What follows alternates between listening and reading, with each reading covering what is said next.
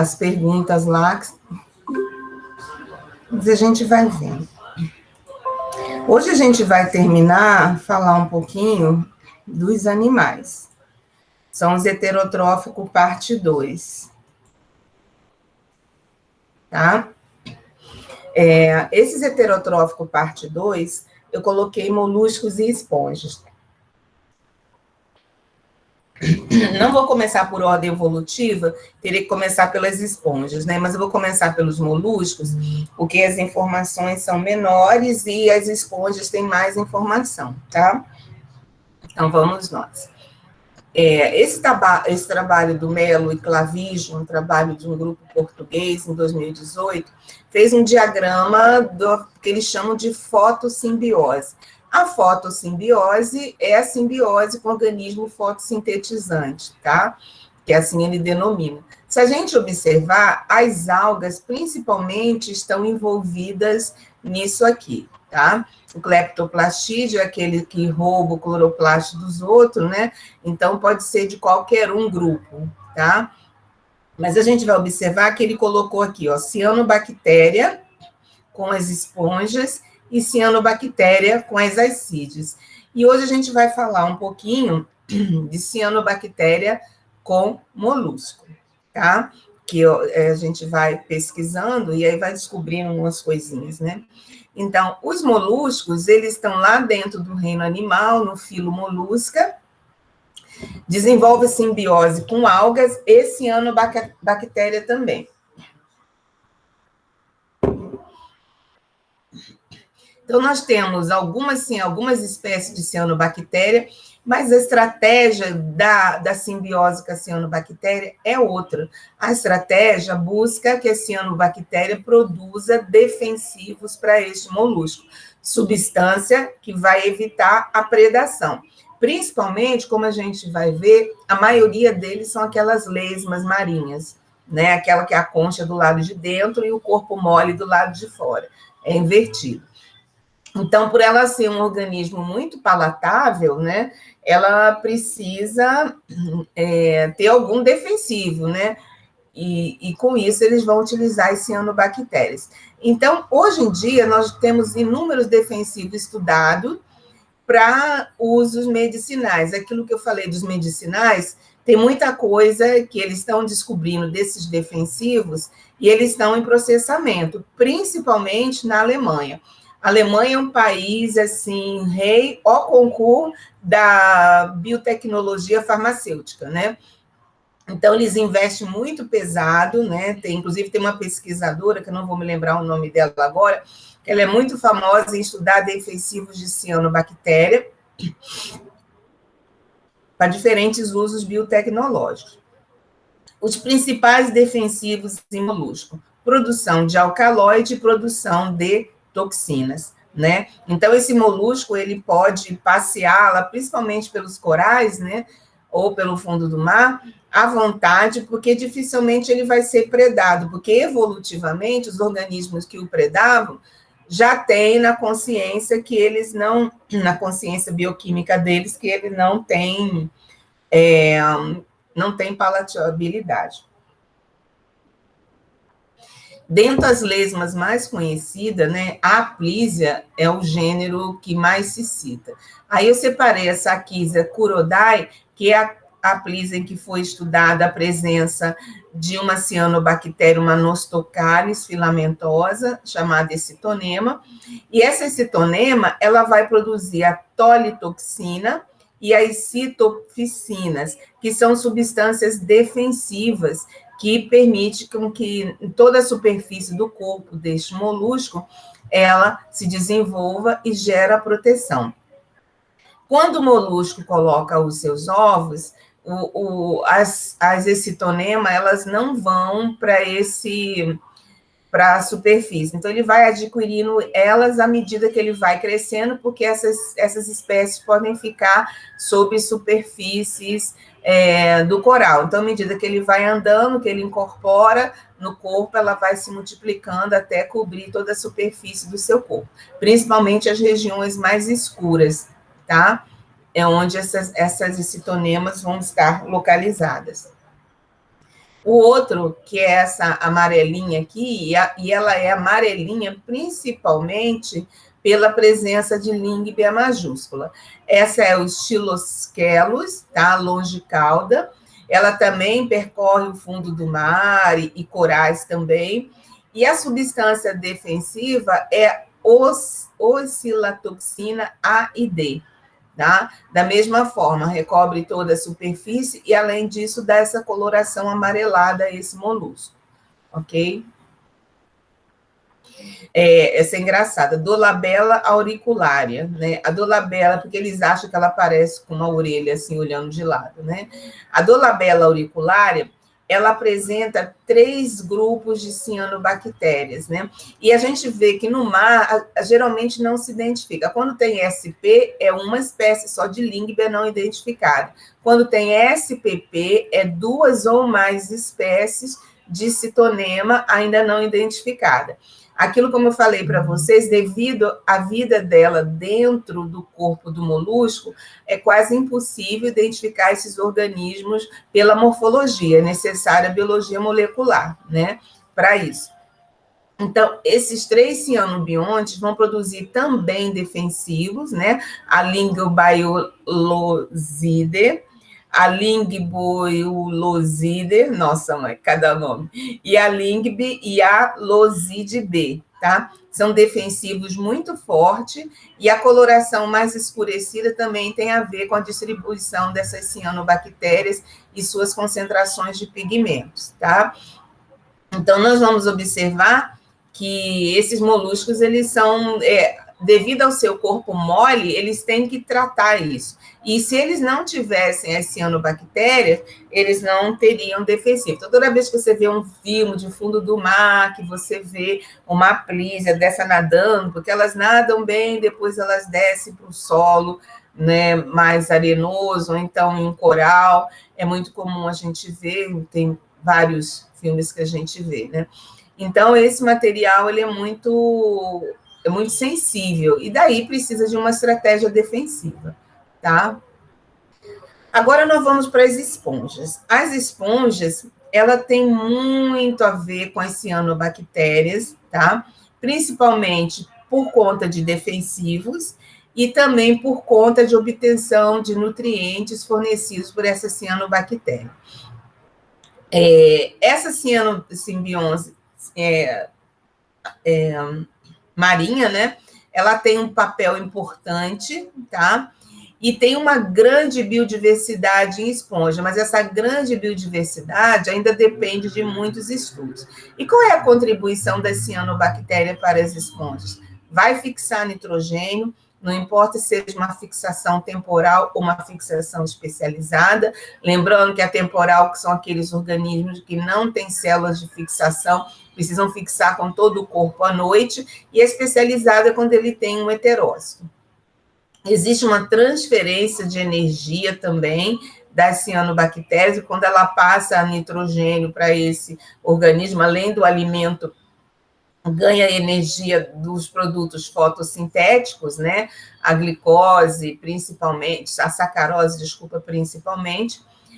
A grande contribuição são produtos bioativos que, através dos tempos, os mergulhadores de esponjas descobriram a existência desses produtos bioativos, porque muitos eram pescadores e muitos que, quando as esponjas naturais eram um produto comercial grande, se feriam no fundo do mar, e eles começaram se utilizando dessas esponjas para processos, principalmente processo cicatrizante.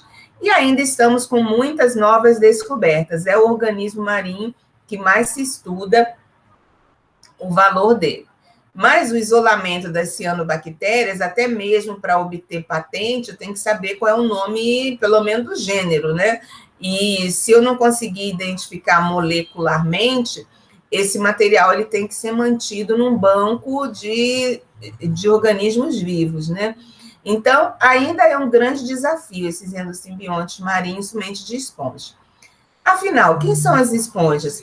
São invertebrados aquáticos, muitas vezes eles passam despercebidos, né? Mas outras vezes chamam a atenção por causa da sua coloração. Também ocorre em água doce E eles são bons bioindicadores ambientais de poluição. Poucas são as esponjas que resistem à poluição. E as esponjas que têm simbiose com cianobactéria, elas não resistem muito à poluição. Aqui na represa da agronomia, ali que tem aqueles... tem umas canaletas que saem da represa e enchem os tanques de peixe lá do pessoal da zootecnia. Então, naquelas canaletas, é muito comum, às vezes, a gente encontrar esponjas de água doce. E a gente vai encontrar esponja de água doce porque a gente encontra, o que eu já vi aqui, a gente encontra como se fosse um tapetinho de Formidium, que é uma cianobactéria, assim, de forma meio desagregada, quando você vai apertar, aquilo é muito duro, aí você pega, tenta tirar, não é solo, não é sedimento, é um ser vivo, é uma esponja, né? Uma vez nós fizemos um trabalho com um menino lá que aconteceu isso. São organismos que são providos de bastante poro para filtragem, mais à frente tem uma ilustração disso, que a gente vai ver o corpo desse organismo. A obtenção de alimento é por filtração da água, e aí nessa água as partículas que passam nelas são retidas, e as partículas que são consideradas nutritivas são incorporadas, não nutritivas são devolvidas para essa corrente de água. Não apresentam tecidos verdadeiros, por quê? Porque cada célula faz a sua atividade na hora que quer e como quer. Ela não tem porque o tecido eles trabalham de forma integrada e harmônica. Vocês vão ver que até os pinócitos, que é o revestimento da esponja, cada célula está ali funcionando como quer e a hora que quer. O tecido não, estaria todo mundo funcionando de forma harmônica. Então, por isso que não é considerado um tecido verdadeiro.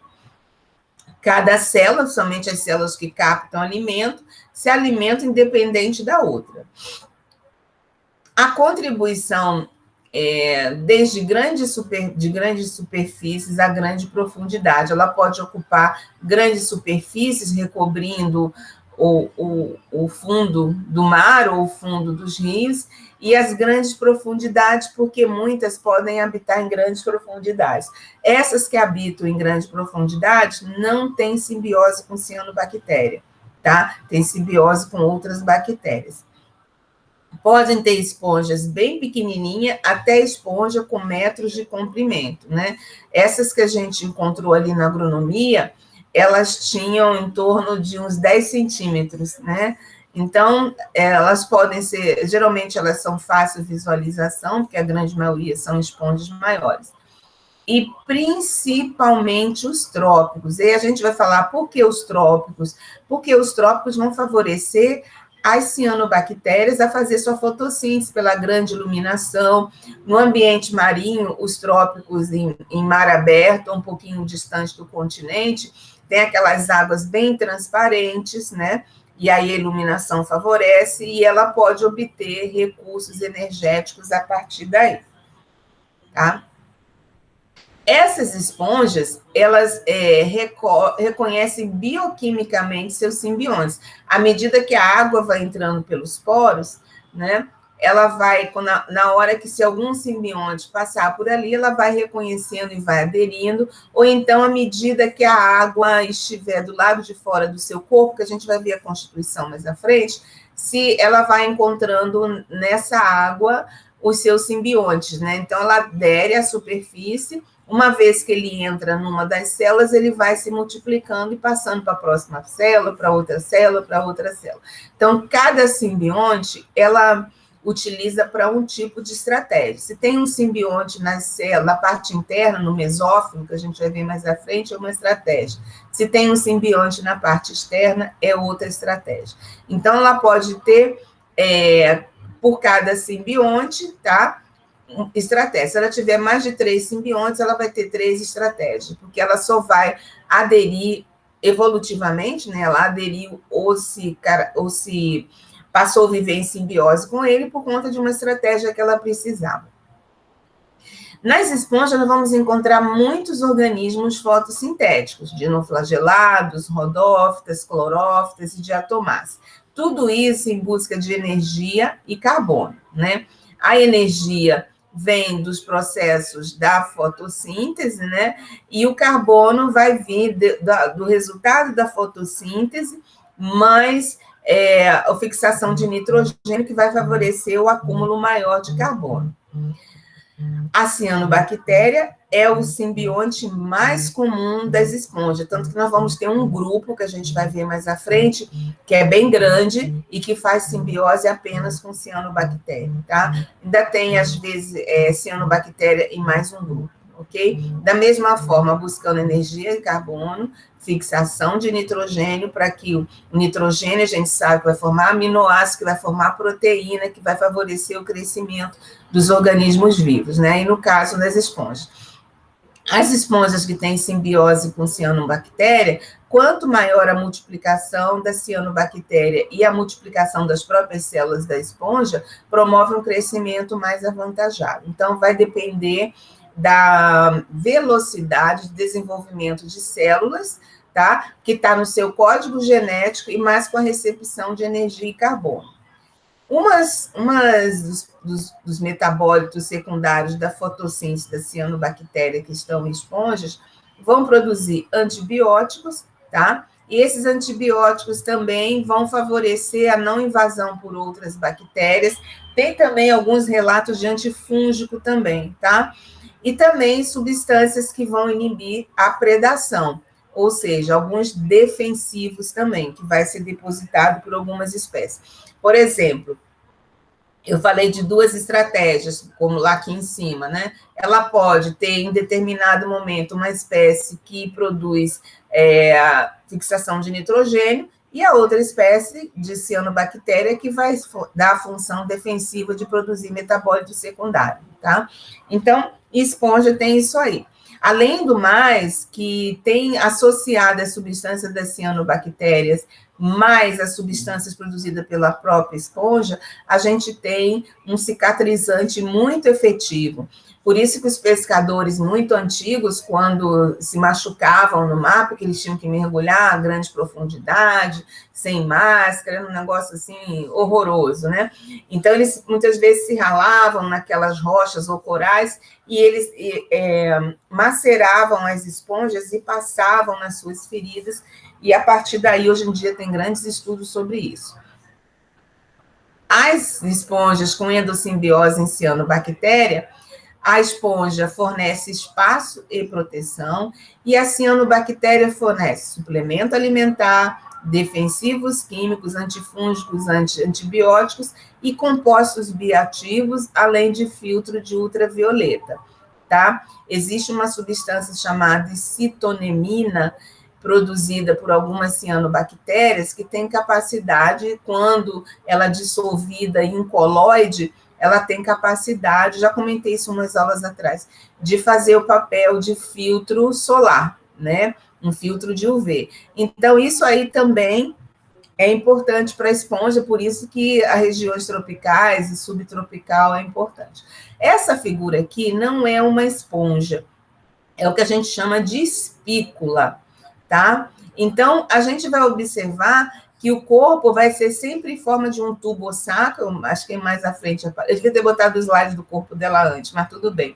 Com poro, tá? E microporos também ao longo do corpo, né? A gente vai ver um pouquinho.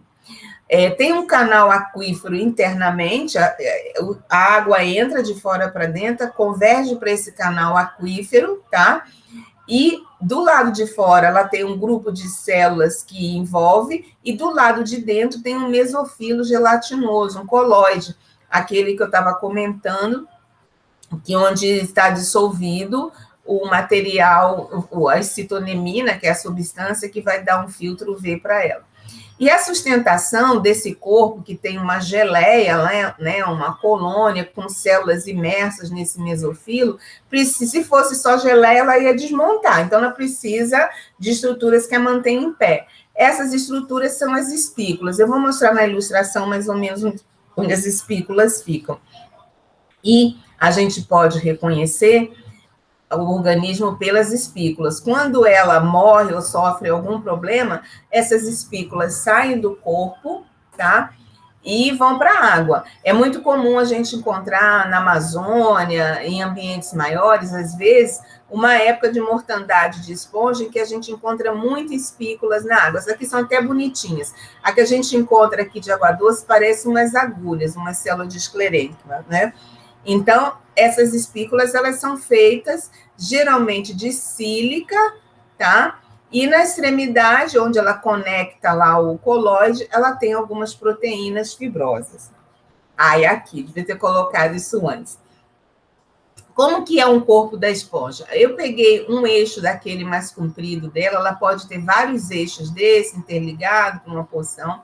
Ele tem uma abertura, que a gente chama de ósculo, aqui em cima. Ele tem microaberturas ao longo do corpo, onde a água entra e vai aqui para o centro e percorre. Então, do lado de fora, a gente tem os pinacócitos, tá? Nesses pinacócitos, dentro de cada célula dessa, vai ter uma cianobactéria. Lembrando que parece um tecido, mas não é, porque cada uma faz o que quer, a hora que quer. Algumas têm cianobactérias, outras não têm. Mas a ideia geral é que quando a cianobactéria se multiplica, passa para a célula adjacente, tá? E dentro, a gente vai ter aqui, ó, o que a gente chama de mesófilo, aquela camada coloidal, né, tipo uma gelatina. Dentro dessa gelatina, eu tenho células chamadas de coanócitos, que quando a água vem, faz uma corrente, passa, os coanócitos estão com seus flagelos aqui filtrando. No próximo slide tem um exemplo disso. E esse pequeno poro que está aqui, que eles chamam de poro em corrente, ele está aqui cortado, visto de lado. Então, a água entra, passa, né, o poro vai da extremidade até a região central, passa por esse canal central e ele vai jogando para aqui todos os resíduos para sua filtração. Aí, quando a gente olha essa geleia, aqui está em forma de uma estrelinha, né? Esse triângulozinho aqui. A gente vê as espículas. As espículas é que vão ajudar a dar conformação no corpo. Então, os gêneros, eles cada um tem espículas características, né? Eu mostrei essas aqui lindíssimas, né, de espículas de formato, aqui já tem uma em forma de triângulo. Eu falei para vocês que geralmente de água doce não é que só exista, só eu conheço essas em formas de agulha, tá? Então, essas espículas, ela tem um valor taxonômico. E isso aqui é uma geleia, onde eu tenho os coanócitos, né? Tem algumas outras célulazinhas aqui também, mas só para dar continuidade ao revestimento dessa abertura, né? E a água sai por aqui, ok? Então, o mesofilo, que é essa porção coloidal, né? Aonde a gente vai ter os coanócitos, essa geleia que interligam esses organismos, tá?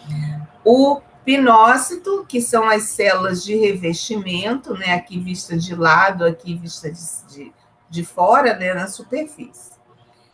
Aqui a gente observa os coanócitos, que são essas célulazinhas aqui, ó, tá aqui em grupinhos, né?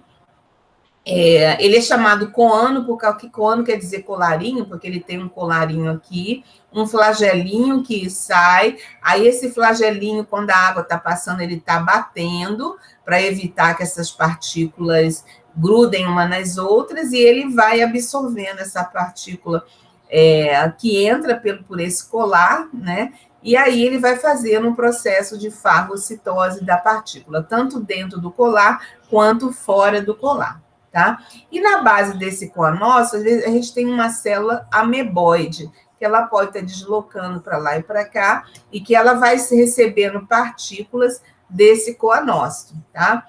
E dentro desse coanócito, a gente pode encontrar também cianobactéria passando energia, principalmente para auxiliar essa célula a ter a sua funcionalidade, ok? Então, a nossa esponja está aqui, né? Esse átrio, essa abertura, as pessoas, esse canal que está aqui dentro, as pessoas costumam chamar de esponjocélio, tá? Que é essa abertura aqui, ó, um nome meio complicado, tá? E aí a gente tem essas esponjas, ok? Aqui alguns cianobiontes, né, que são localizados dentro do pinócito, né, uma espécie tipo um procloron, né, e outra tipo um Cinecocistes, tá, unicelular.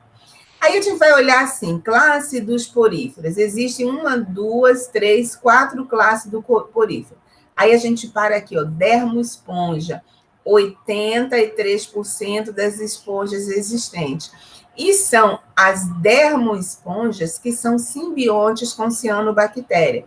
Se a gente for pensar, a grande maioria, para sua sobrevivência, desenvolveu um processo de simbiose com cianobactéria.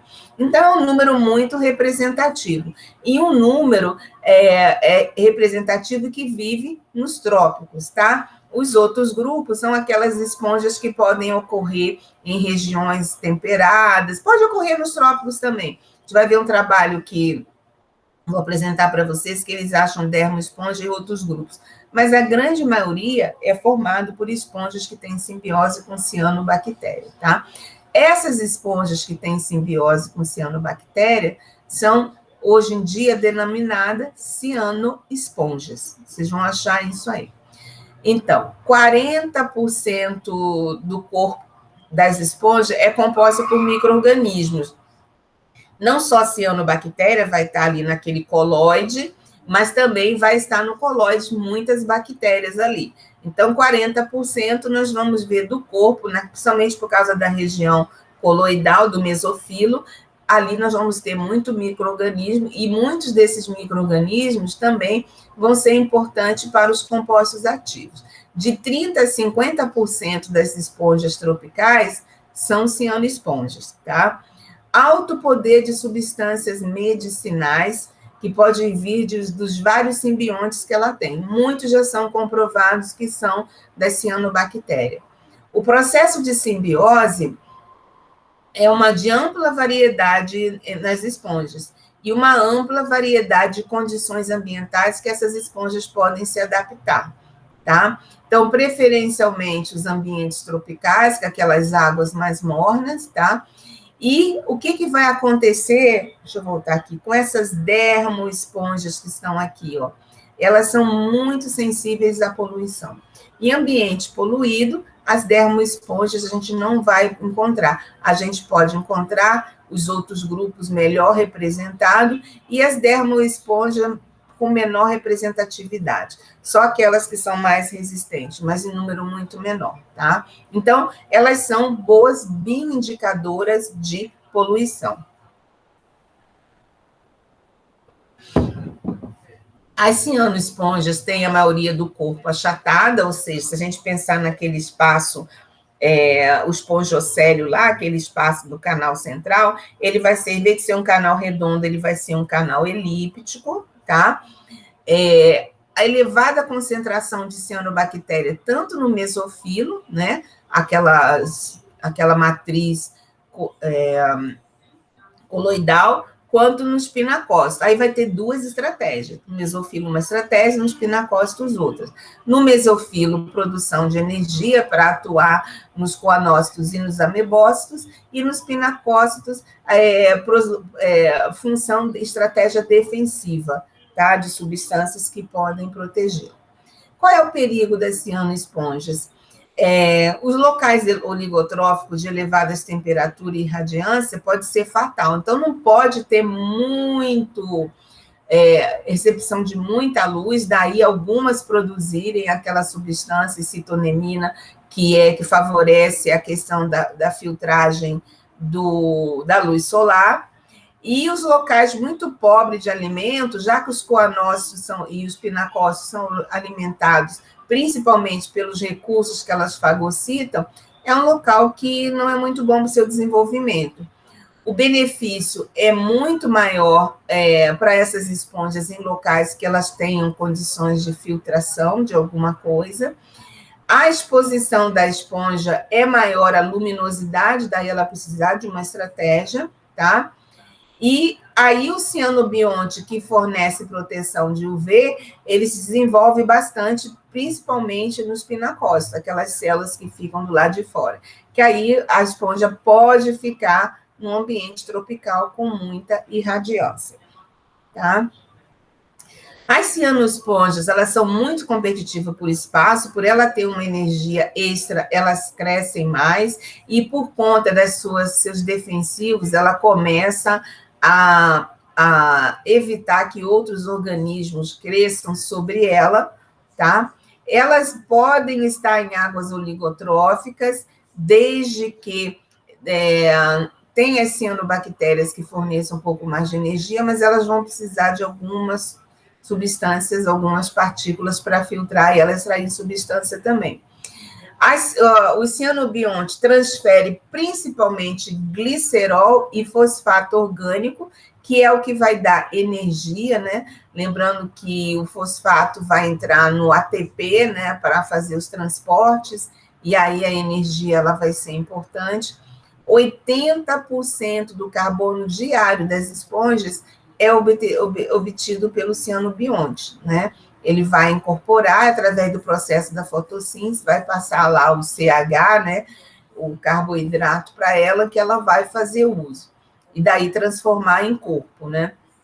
As esponjas polares só desenvolvem simbiose com algas, ou seja, em ambientes frios, as cianobactérias não coevoluíram com fazer simbiose para as esponjas, então nós vamos ter, nesses ambientes muito frios, outros grupos de esponjas, né? E as esponjas com cianobactéria praticamente em ambientes tropicais. Existe ainda inúmeras cianobactérias não identificadas, sequer em gêneros, tá? Que estão associadas a essas esponjas. Então, sabe pelo DNA que ela é uma cianobactéria, mas precisa de mais estudos. E aí, como eu falei para vocês, estudar simbionte é complicado, porque tem que extrair a cianobactéria, colocar a cianobactéria para cultivar, saber se ela vai conseguir sobreviver no cultivo sem a esponja. Então, são processos que gastam muito dinheiro. Como eu falei para vocês que a Alemanha investe muito em biotecnologia, e eles já viram que as esponjas têm uma capacidade muito grande de produção de substâncias cicatrizantes e outras antibióticos e antifúngicos, eles estão investindo pesado no estudo de cianobactérias. Eu acho que em mais 10 anos a gente já consegue identificar, porque eles vão precisar dos táxons para suas patentes, né? E aí a gente vai ter já uma resposta bastante interessante.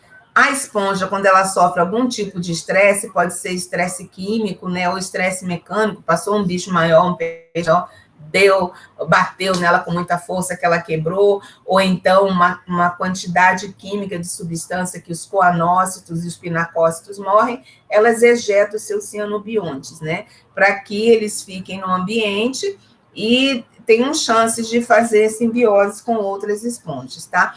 Também elas ejetam cianobionte quando elas estão produzindo os ovos, né? Os coanócitos que produzem esses ovos. E aí os cianobiontes, eles vão sendo ejetados também para terem maiores chances desses ovos irem germinando e desenvolvendo isso. Em torno de 100 espécies de esponjas marinhas com simbiose cianobactéria já teve o seu rDNA dessas cianobactérias estudados, tá? E aí já sabe-se, pelo menos, que são cianobactérias. Alguns já identificaram espécies e gêneros, tá? E aí a gente tem essas estratégias aí que é para obter esses estudos. Ciência básica, infelizmente, nos dias de hoje, não interessa muitamente as pessoas. Vai interessar se, eu sei que essas esponjas têm substância cicatrizante, a substância vem lá da cianobactéria, um antifúngico, etc. Aí você vai conseguir dinheiro para fazer análise de RNA ou DNA, né? Na cianobactéria, eles trabalham mais com RNA. E aí o dinheiro vem para esses estudos desde que futuramente eles têm um lucro para isso. Outra coisa que a gente vai observar, de 15 mil espécies de esponjas no total, no mundo inteiro, tá? Dessas variedades associadas a esponjas, existem muitos organismos, principalmente bactérias, lembrando que a cianobactéria é uma bactéria, tá? Então, principalmente bactérias estão associadas. 40% do corpo da esponja são de micro-organismos. Lembra aquela geleia, o mesofilo, aquele colóide? Então, dentro daquele colóide, a gente vai ter tanto bactérias não fotossintetizantes, como bactérias fotossintetizantes. Então, 40% do corpo ele é composto de micro-organismos. E também vamos ter cianobactéria nos pinacócitos, tá? Então, as cianobactérias, que têm simbiose com cianobactérias unicelulares ou filamentosas, vão estar incluídas nesses 40% do corpo que tem cianobactéria, tá?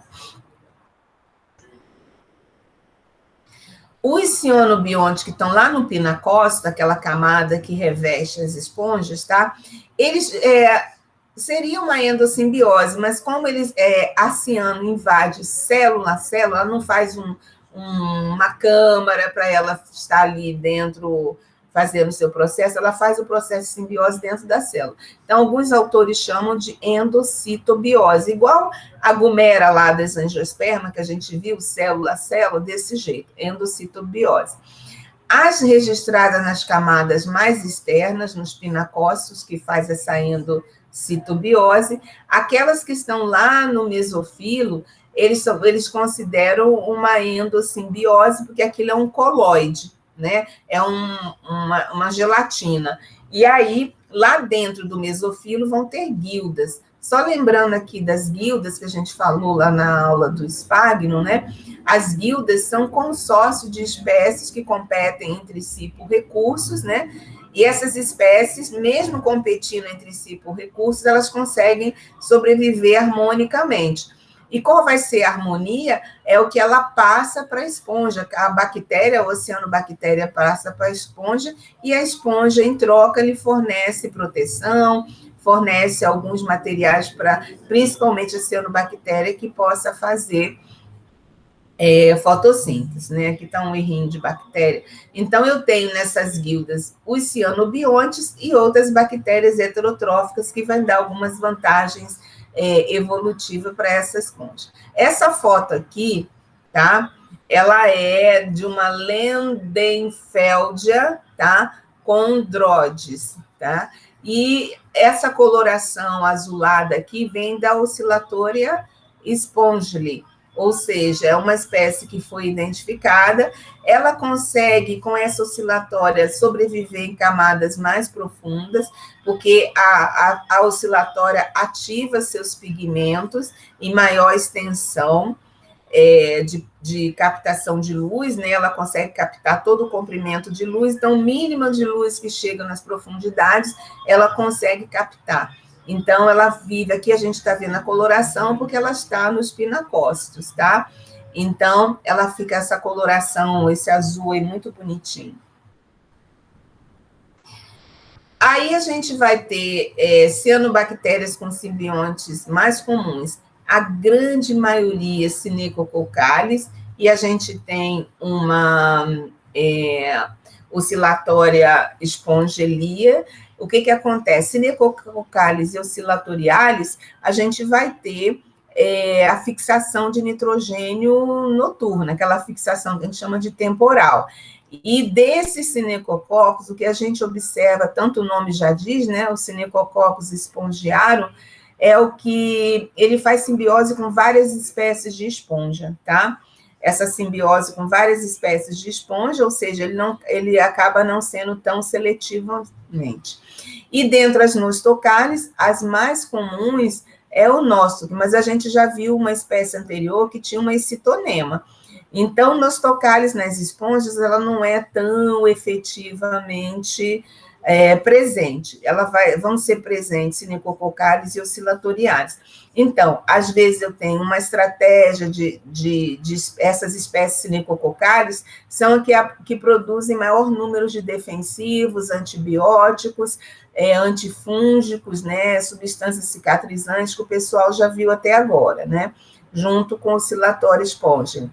E a nostocales, né, principalmente que tem célula especializada em produção de nitrogênio, tem o heterócito, ela vai produzir, né, esses nitrogênios imediatamente, direto, manhã, tarde e noite, porque ela tem célula especializada para a esponja. Só lembrando que aqui eu coloquei as mais comuns, e não coloquei aquela citonema, porque ela é específica de um grupo menor, tá? Aqui a gente tem essa esponja alocôndria, que ela tem consórcio com Cinecococcus e Nostoc, ou seja, ela tem duas estratégias. O Cinecococcus fica nos pinacóstos e o Nostoc fica no mesofilo. Então, a gente vai ter estratégia de fornecimento direto de nitrogênio e aqui fornecimento de defensivos. Não que ela não forneça nitrogênio, ela fornece, mas ela vai fornecer mais defensivo porque a esponja não está precisando tanto de nitrogênio porque ela tem um Nostoc que vai fazer isso, tá? Quando a gente olha no mesofilo, aquela geleia, a gente vai ver, olha como o mesofilo fica muito ocupado de cianobactéria. Então, aqueles coanócitos e as células ameboides ficam mais na periferia, né? A parte interna, próximo ao canal das esponjas, né? E aí, da parte interna até os pinacóstos, o mesofilo é aquela geleia cheia de cianobactéria. Aqui, no caso, é um cinecocistes, né? O mesofilo é de uma esponja chamada micálio, tá? Aqui embaixo tem os artigos, depois, se quiser, só me pedir alguns que eu envio para vocês. As esponjas individuais, tem esponja que só cresce sozinha, tem esponja que uma vai brotando, outra vai brotando, outra vai brotando, porque os ovos caem muito perto, ela acaba formando uma colônia, né? Hospedam 2 ou mais cianobiontes, tá? O modo de transmissão do cianobionte no processo reprodutivo ainda é pouco conhecido. A gente sabe que algumas esponjas, quando ela libera os seus ovos, ela libera também o cianobionte, mas, de um modo geral, a gente não tem muito conhecimento. O que sabe também, o que se idealiza é que essas esponjas em colônias, como elas estão muito encostadas, os pinacócitos de uma fornecem células para outra e por aí vai. Essa esponja que está aqui, o Diacarnos erythrocerius, tá? O que vai acontecer? Ela vai expulsar o cianobionte junto com os ovos, e aí garante uma nova geração de esponjas com seu cianobionte. Mas vamos pensar que o mar é muito grande, geralmente ela libera muitos ovos, esses organismos primitivos, eles liberam muitos ovos para ter chance de um se desenvolver e chegar à fase adulta, né? Então, ela tem que liberar também quase que todo o seu cianobionte. Então, isso é um processo de estresse para esse organismo, que muitas vezes, após a liberação dos ovos, eles acabam morrendo porque eles perdem muito cianobionte. A condrila australiense, né, como o nome já disse, vem lá da Austrália, vai liberar os ovos, mas não libera as cianobactérias. E o que vai acontecer? À medida que a esponja for crescendo, ela vai adquirindo por filtração o cianobionte. Então, isso tem uma chance de que muitas vezes ela não consiga adquirir o cianobionte, ela tem o tamanho reduzido, ela tenha somente as bactérias heterotróficas, e vai, à medida que ela for adquirindo o cianobionte, as chances são bem menores, e aí ela tem um crescimento lento. Uma vez com o cianobionte, ativa o seu crescimento, por causa da energia, carbono e nitrogênio que ela vai receber com maior intensidade, tá? Essa aqui, então, tadinha, bem feinha, né? Que ela é achatada e ela vai cobrindo a superfície, que é a condrila australiense, e essa coloração marrom tem a ver com oscilatória espongelina. Ela vai liberar os ovos sem as cianobactérias, daí eu falei que tem dificuldade muitas vezes de crescer. Quando ela está em contato com outra cianobactéria dos pinacócitos, pode passar de uma para outra, tá? Os novos descendentes vão adquirir por filtração as cianobactérias que vão principalmente para o mesofilo, tá? Que são essas do mesofilos que vão dar energia para os coanócitos, que vão fazer esses coanócitos se multiplicar, que vão fazer com que esse coanócito seja sadio para fazer o processo de filtração, juntamente com as células ameboides que está abaixo do coanócito, auxiliando no processo de filtração e decomposição de partículas, tá? Então, vamos falar um pouquinho de estudos de casos, né, dessas esponjas, eu selecionei, acho que um de Portugal, se não me engano, e do Rio de Janeiro, um grupo que estuda a parte biotecnológica. Macedo é eu acho que é um aluno de doutorado, não sei dizer se é professor ou aluno de doutorado de Portugal, e ele vai estudar essa esponja que está aí, tá? Himeniacidon perlevis, tá? É um trabalho de 2014, eles fizeram um estudo muito intensivo, tá? Vamos ver esses estudos, com esponjas que são simbiontes de cianobactéria, aquelas dermoesponjas.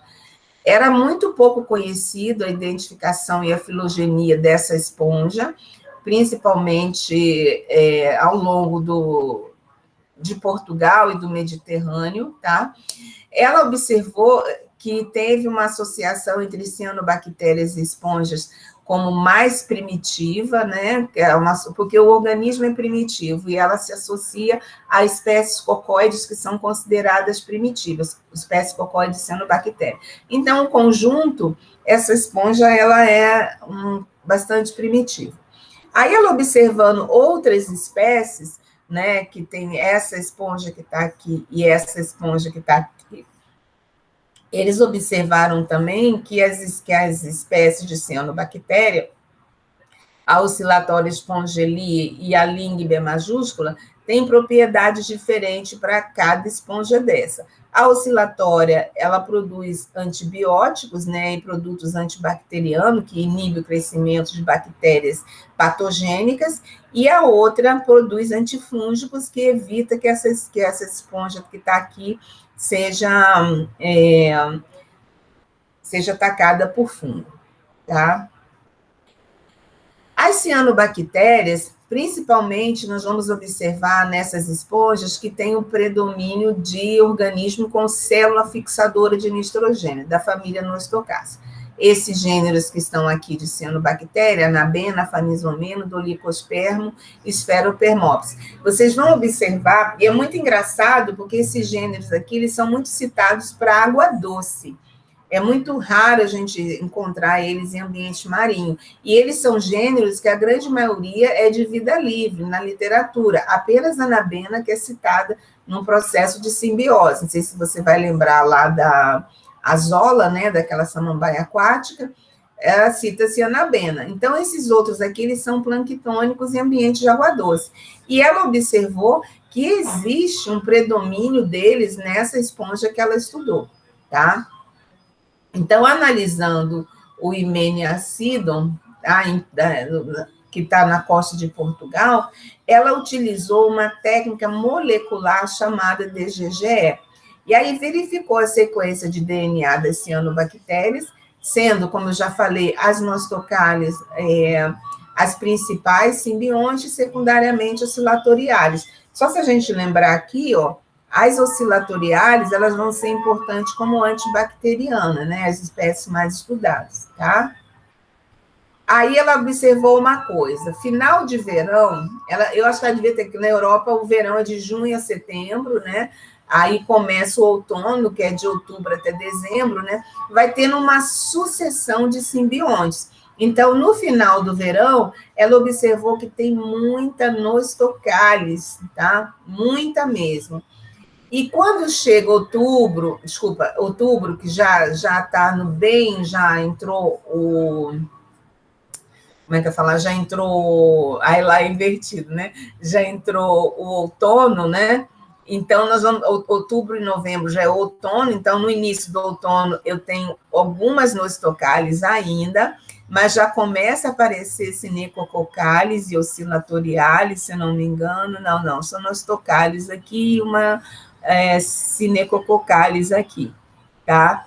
E quando a água vai ficando mais fria, né, no período de inverno mais intensivo, o que vai acontecer? Começa as oscilatoriales e as Nostocalis, as Cinecococalis. Por quê? Porque a maioria dessas espécies vão produzir defensivos né, substâncias defensivas. Então, ela vai precisar, durante um período em que os organismos outros não vão ter outras fontes de alimento, que ela tenha mais defensivos. A gente só tem uma Nostocalis aqui, ó, o restante todo é Oscillatorialis ou Oscillatorialis ou Cinecococalis, tá? Então, há uma sucessão de cianobionte nessa esponja. Eu não contei quantos táxons tem aqui, não, mas é uma loucura de espécies, deve ter no mínimo umas 20 espécies diferentes, né? Então, no verão, quando tem muito sol, etc., que ela precisa de energia, aonde ela vai crescer e ela vai desovar, ela tem uma interação maior com as Nostocalis. Então, o outono, nós vamos observar que no outono, à medida do início do outono, ela ainda tem algumas espécies, quando chega já lá para o meado do outono, reduz o número de espécies. Lembrando que no outono, na Europa, de um modo geral, a iluminação já caiu bastante. Em Portugal também já caiu bastante. Eu acho que chega em torno de 8 horas só de luz, tá? Então, e no verão, eles chegam a 12 horas de luz. Então, isso mostra que o corpo de uma esponja, ele é um corpo dinâmico, né? Ele vai fazendo algumas alterações, algumas modificações com relação ao seu cianobionte. Aí você vai me perguntar, nossa, e no outono, onde que estão esses cianobiontes?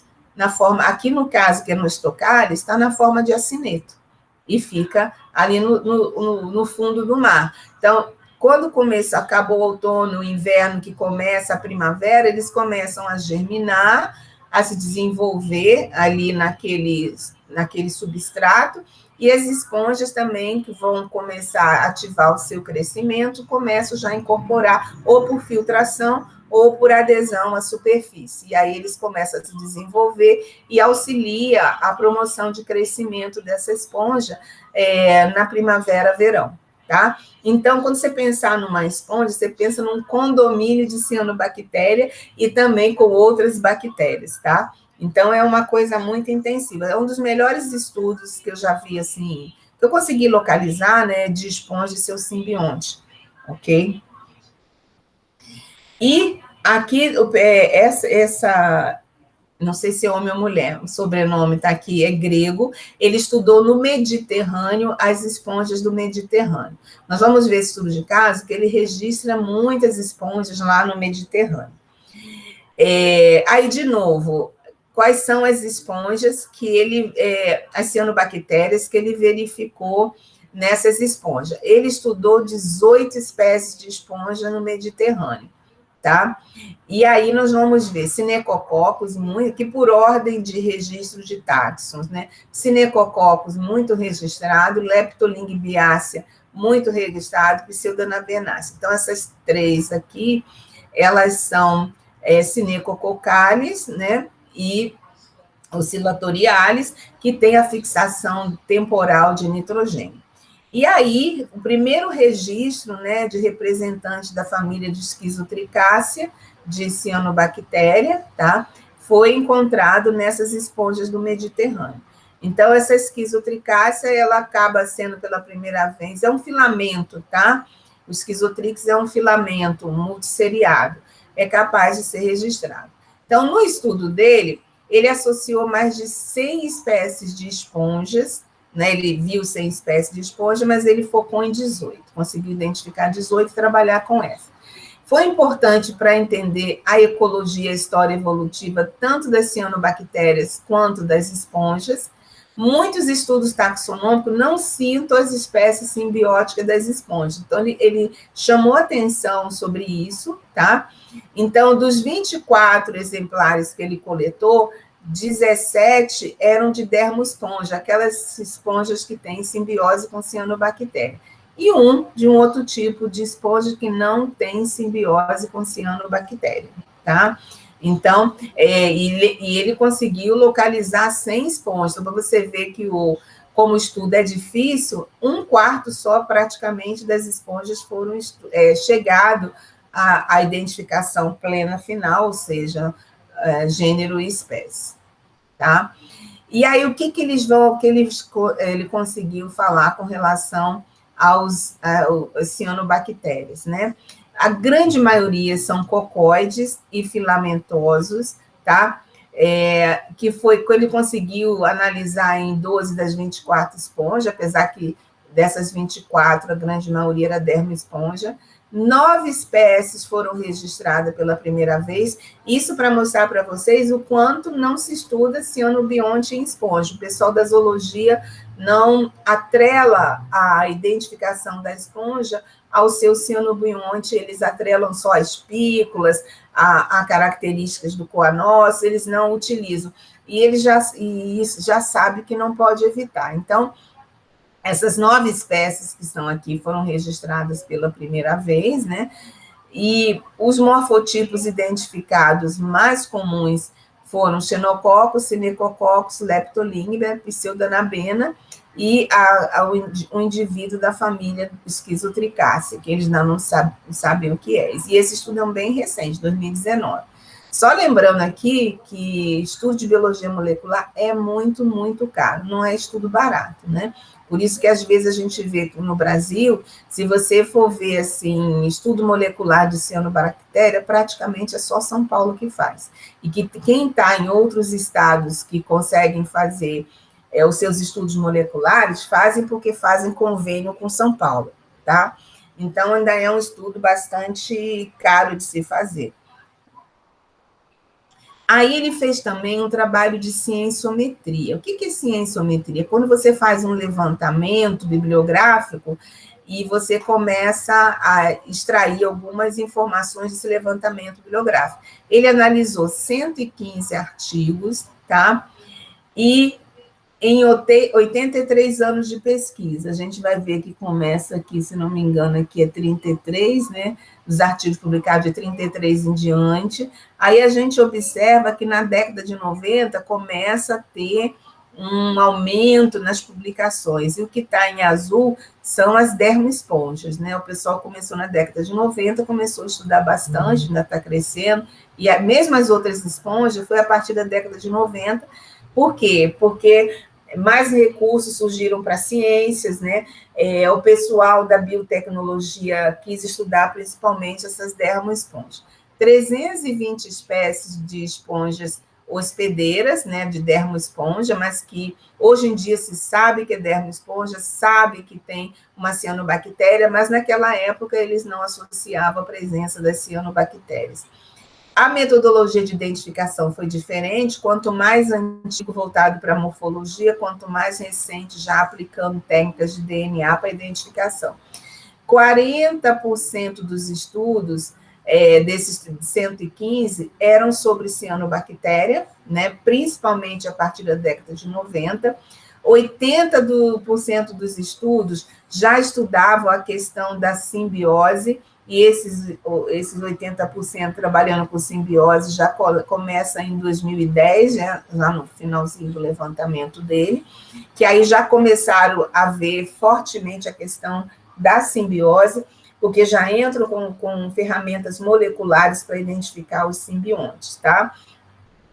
Esses 115 artigos mostraram que a preferência das cianobactérias a irradiação, adaptação de luz e temperatura, né? Radiância, adaptação de luz e temperatura, isso significa que está nos trópicos, porque as cianobactérias vivem principalmente em ambientes com temperatura da água acima de 20 graus, boa parte do ano.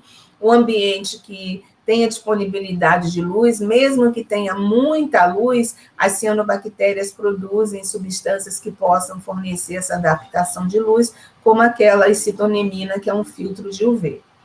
Parece não ter diferenciação dos cianobiontes de ambientes temperados para tropical. Só lembrando que Portugal está em ambiente tropical, temperado, a Grécia está em ambiente subtropical, e, se não me engano, uma parte lá das ilhas está em ambientes tropicais, tem que só olhar lá. Então, parece que não tem diferenciação desse cianobionte. O que esse cianobionte vai precisar? No mínimo 4 horas de luz por dia, tá? Então, ali, a gente vai observar que o que vai ter, como eu mostrei para vocês ali, se em Portugal, que é uma coisa já quase perto do subtropical, a gente tem aquelas variabilidades de estação do ano, é isso que vai se observar, tá? Aqueles organismos da mais luz. Nesse trabalho, ele também mostrou a distribuição no mundo quais são os locais que mais estudam esponjas? Nessa região aqui do Caribe, porque a gente tem aqui a influência dos Estados Unidos e México, né? Principalmente na área de pesquisa, no Mediterrâneo, porque a gente vai ter a Espanha, a França, a Itália, a própria Grécia estudando essas esponjas, e na Oceania, com a influência principalmente da Austrália, você vê que aqui no bordo inferior, né, aqui também estudando. O azul o azul escuro já seria maior índice de estudo, daí a gente vai Canadá, né, Estados Unidos e México, até a costa aqui próxima à Colômbia, e aqui nas ilhas também alguns estudos da Oceania e da Ásia. Por que se estuda muito aqui? Porque são os primeiros locais que eles começaram a fazer extração de esponjas, depois começou um grande comércio para a Europa, tá? No estudo que ele fez no Mediterrâneo, ele começou a observar, né, que a média do número de espécies de 20 a 29 espécies aqui em azul, né, a Itália está aqui, né, França, Espanha, na própria Grécia também, que vai ter mais concentração de esponja, não chegou a ter um número muito acentuado de espécies, né, ele vai parar entre 20 e 29, apesar que no trabalho dele ele reconheceu 100 espécies, mas a identificação foi menor no número de espécies, tá? Aí agora eu vou pular para um estudo lá da UFRJ, da doutora Marinela Silva Laporte, tá? Ela está no Instituto de Microbiologia, Departamento de Microbiologia Médica. Vamos prestar atenção por quê. E ela vai trabalhar com bacteriologia molecular e marinha. E como as cianobactérias são bactérias, ela vai observar. Então, ela começou a estudar substâncias antimicrobianas para tratamento de infecção bacteriana, né? Então, o objetivo dela inicial era esse, né? E aí, o que ela está esperando desse potencial biotecnológico? Ela está esperando a produção de antimicrobiano, produção de enzimas e indicadores biológicos de biorremediação. Biorremediação são organismos ou substâncias originárias do organismo que podem processar, decompor esgotos ou substâncias calcitrantes, tá? Então, a ideia dela era essa, é claro que o foco dela, por ela estar no departamento de microbiologia médica, era a produção de antibióticos, mas ela começou a ver que ela obteve mais 3 outras funções. E isso ela chama de potencial biotecnológico de bactérias associada a esponjas. Então, ela extraiu as bactérias da esponja. Então, a produção de enzima, ela viu que essas enzimas, ela é importante para a urease, e isso no corpo da gente é importante. É uma característica ecológica de alguns endosimbiontes das esponjas, daí ela não separa se é cianobactéria ou bactéria, mas a gente sabe que tem 40% do corpo de simbiontes, na maioria cianobionte nas dermoesponjas, tá? E aí a gente vê aqui uma dica, porque ela diz que esses endosimbiontes contribuem para o ciclo de nitrogênio. Aí só tem cianobactéria, né? E a capacidade desses endosimbiontes, que contribuem para o ciclo de nitrogênio, produzir essa urease. Porque a urease vai converter a ureia em amônia e no corpo humano a amônia vai sair pela urina, tá? Então, ela vai com esse estudo, mas que para a gente é muito importante, que se a gente pensar nisso aqui, até no próprio corpo da esponja está fazendo com que as excretas sejam já liberadas de forma mais fluida, porque a amônia, outras algas e cianobactérias e outros organismos marinhos fotossintéticos podem utilizar essa substância. A ureia é muito pesada, e aí a ureia vai mais poluir do que ser reciclada como a amônia é, tá? Aí a gente chama atenção aqui que ela produziu um biofilme formado por aquele colóide, o mesofilo da esponja, com os seus simbiontes ali dentro, bactérias e cianobiontes, tá? Ela conseguiu fazer isso aqui, e ela conseguiu fazer uma produção de biosulfactantes, que são substâncias que acabam com sulfato. Então, aquele mesofilo da esponja, sem os coanócitos amebócitos, só com a matriz, as cianobactérias e as outras bactérias, tá?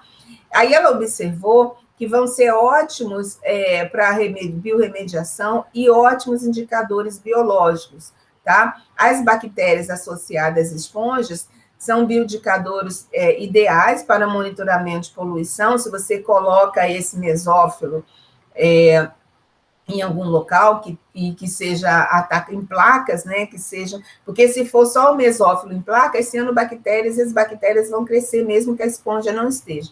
E aí a poluição marinha vai causar, principalmente por metais pesados, vai acabar. E aonde a gente tem poluição marinha com metais pesados? Principalmente nos portos, né? Aonde os navios chegam, muitas vezes lavam as suas porções internas, suas porções de petróleos, etc., né? E aí deixa. Então, ela também observou que esse mesofilo tem uma resistência muito grande a chumbo e a cádmio. Por quê? Por causa do processo de biorremediação que eles fazem, né? E também outros elementos tóxicos, como, por exemplo, a redução de Hg para HGO, né, que acaba tornando uma substância mais importante. Não estou lembrando agora o que é o Hg, gente, acho que é mercúrio, se eu não me engano, tá? O biofilme foi utilizado para processo de remediação de águas de esgotos, né? Uma vez ela colocando placas desse biofilme, ele conseguiu remediar os esgotos, mas infelizmente ainda é estudo de bancada, em laboratório, ainda não é um estudo feito assim em larga escala, tá? Então, são ideias para um futuro, né? De produzir, aumentar esse biofilme, esse mesofilo, dependente de construção de esponjas, tá? E produção de biosurfactante, né? São compostos que vai ter um excelente resultado em recuperação de águas contaminadas por óleos e por metais pesados. Daí a gente volta para a questão dos portos no mundo inteiro, tá? Então, esse estudo dela é bem interessante, porque ela pega essa porção do mesofilo da esponja e trabalha com isso. Concluído o nosso encontro de hoje, os moluscos, eles vão buscar substâncias defensivas, quando em simbiose, tá? É o principal processo de simbiose com os moluscos. Enquanto que as esponjas, né, elas vão buscar produtos defensivos e produtos que entram no seu metabolismo, no seu crescimento, na sua alimentação, tá? O molusco só quer defesa. Então, cinecococo, cinecocistes, tridente e oscilatório espongilia são os táxons mais registrados nas ciangiosponjas. Como eu já falei, essa simbiose ela não é exclusiva, a esponja pode ter mais espécies nas quais ela faça simbiose. O objetivo da esponja são os recursos da cianobactéria, independente das espécies. E as cianobactérias que não conseguem viver sozinhas, só lembrando lá da erosão genética, né, elas se consorciam com essas esponjas. Só que as esponjas, ela lê só se é cianobactéria, se eu vou obter energia, se eu vou obter carbono, porque o gene dela já não é suficiente para isso. Lembrando da erosão genética. As esponjas fazem simbiose com outros organismos fotossintetizantes, algas, né, dos mais variados tipos, mas o mais eficiente em ambientes tropicais e pobre, né, águas oligotróficas, são os cianobiontes. O recurso que as esponjas buscam: nitrogênio, substâncias protetoras, derivados da fotossíntese, como metabólito primário leia glicose, sucrose, sacarose, e secundários, que vão ser substâncias que recombinam dentro do corpo da cianobactéria, como resíduo da fotossíntese, e geram substâncias defensivas, tá? Existem poucas esponjas com 2 simbiontes, no mesofilo e no pinacócito, tá? Geralmente ela vai ter mais simbionte. E existe um amplo uso biotecnológico dessas esponjas, que tem sido muito estudado. Você viu que naquele estudo de Portugal, eles detectaram, depois daquele estudo o da Grécia que eu apresentei, o da professora aqui da UFRJ, detectaram as grandes informações disso, mas é a Alemanha que está estudando mais isso, tá? as indústrias, porque a universidade na Alemanha ela é tecnológica e os estudos acadêmicos ocorrem nos museus e institutos. Então, as universidades, como um todo, elas são tecnológicas, elas são correspondentes aos nossos institutos federais, né, para gerarem tecnologia. E elas são financiadas, muitas delas, por indústrias, em busca de tecnologia, né? Então, essas indústrias é que estão financiando esses estudos, principalmente as indústrias farmacêuticas, tá? E aí, com isso, eu tenho as 3 questões que eu já coloquei lá para vocês, tá lá eu enviei hoje as questões seriam da nossa prova, e aí a gente termina o nosso encontro de hoje com moluscos e esponjas. É claro que foi mais esponjas do que moluscos, né? Mas porque a ação da esponja ela é muito ampla, muito íntegra. Se tiver alguma pergunta... Nossa, professora, é um mundo, né? Muita coisa. Nossa, eu gosto das esponjas. Mas acontece porque é o fato dela ser inferior, tadinha. Ela não tem muita estratégia assim. Ai, não criou um esqueleto, porque ela só tem a espícula, né? Ela tem um corpo daquele que a gente olha assim e acha horrível, né? Mas antigamente o povo tirava aquilo para... Como é que eu fazer? Para usar, para tomar banho mesmo, né? Eles limpavam as esponjas, tiravam, deixavam só as espículas, né? Aí as espículas é que faziam aquele contorno de limpar o corpo, então vendia aquilo. E os pescadores foram descobrindo, principalmente na Oceania, que aquela mesofilo que ele tirava, a parte mole da esponja, tinha um potencial e foi descoberto principalmente cicatrizante por eles. Então, eles sabiam que se ele se machucasse, era só extrair aquele mesófilo e passar, né? Mas o cicatrizante provavelmente é da cianobactéria, né?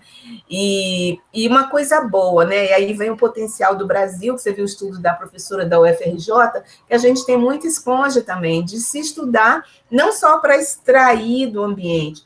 Ela fez um trabalho bem interessante, ela estava fazendo laboratório, está tentando multiplicar o mesofilo, assim, em condições bioquímicas, né, para não ter que extrair as esponjas, né, para poder utilizar isso como indicador ambiental, para poder utilizar como um medicamento, né, biorremediador. Então, ela é um estudo muito bonito. Eu ontem quis entrar lá no site do laboratório dela, mas eu não tive tempo, porque ontem eu estava fazendo um exame que eu tinha que ficar o dia inteiro parada, né? Só fui tirar o aparelho de noite, de tarde, então não tive tempo de olhar, depois fui tomar vacina de gripe, aquelas coisas.